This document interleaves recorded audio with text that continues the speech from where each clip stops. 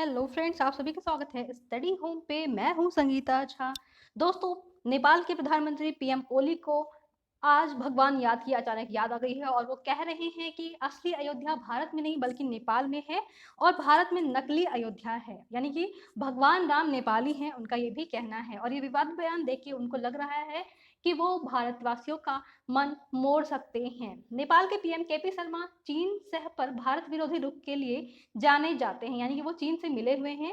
भारत की सीमा में आने वाले लिपु लेक, काला पानी और लिम्पियाधुरा पर दावा करने के बाद नेपाल के पीएम केपी शर्मा ओली ने सोमवार को दावा किया है कि भगवान राम नेपाल के हैं, भारत के नहीं। यानी कि भारत में नकली अयोध्या बसा हुआ है। नेपाली मीडिया ने ओली के हवाले से कहा है कि असली अयोध्या नेपाल में है और भगवान राम नहीं नहीं भारतीय नहीं नेपाली हैं। यह सनसनीखेज दावा नई दिल्ली और काठमांडू के बीच चल रहे राजनयिक झगड़े की पृष्ठभूमि पर आता है, जिसमें नए प्रकाशित नेपाल के नक्शे में भारत के क्षेत्र पर दावा किया गया है। और ये 3 क्षेत्र हैं आपके लिम्पियाधुरा, काला पानी और लिपुलेख, जिसका नक्शा जो है वो नेपाल में पारित किया गया है।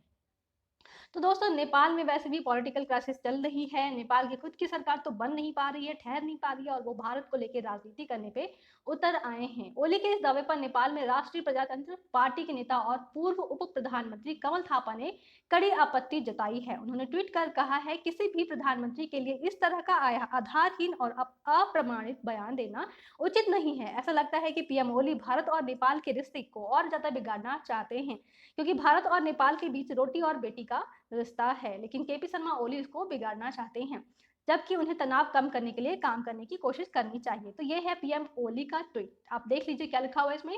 Real Ayodhya lies in Nepal, यानी कि असली अयोध्या जो है वो नेपाल में स्थित है, नॉट इन इंडिया, इंडिया में नहीं। Lord Ram is Nepali not Indian. Lord Ram यानी कि भगवान राम नेपाली है, ना कि भारतीय। Nepali media quotes Nepal prime minister KP Sharma ओली।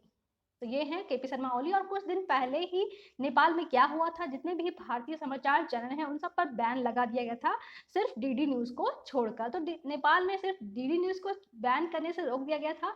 बाकी सारे चैनलों पर नेपाल के प्रधानमंत्री का कहना था कि आपत्तिजनक टिप्पणी की जाती है और आपत्तिजनक खबरें दी जाती हैं, इसलिए उन्होंने नेपाल में जितने भी भारतीय समाचार चैनल हैं उस पर बैन लगा दिया था। हालांकि लोगों ने पहले से ही भारत के कई समाचार चैनलों को अपने केबल ऑपरेटर से ले रखा है, इसलिए उन्होंने लोगों की बढ़ती हुई डिमांड को देखते हुए वापस रविवार को, यानी कि इस रविवार को, भारत के जितने भी समाचार चैनलों पर बैन लगा हुआ था उन सबको उन्होंने फिर से हटा दिया है।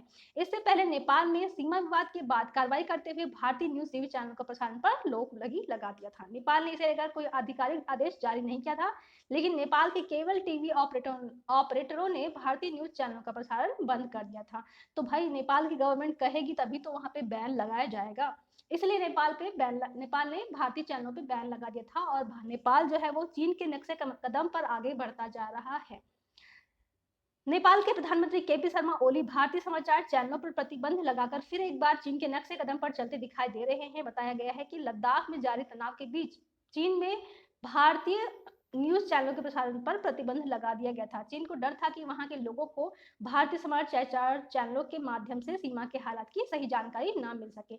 और वैसे भी नेपाल में वहाँ की जो प्राइम मिनिस्टर है, वहाँ की जो गवर्नमेंट है, वहाँ पे पहले से ही क्राइसिस चल रही है, क्योंकि नेपाल की सेना जो है उनका अलग मत है और प्रधानमंत्री जो है वो उनका एक अलग ही मत है। और उनके जो प्रधानमंत्री हैं वो राष्ट्रवाद के सहारे सत्ता में रहने का काम कर रहे हैं, सत्ता में वो ट्रम्प कार्ड खेलने की कोशिश कर रहे हैं।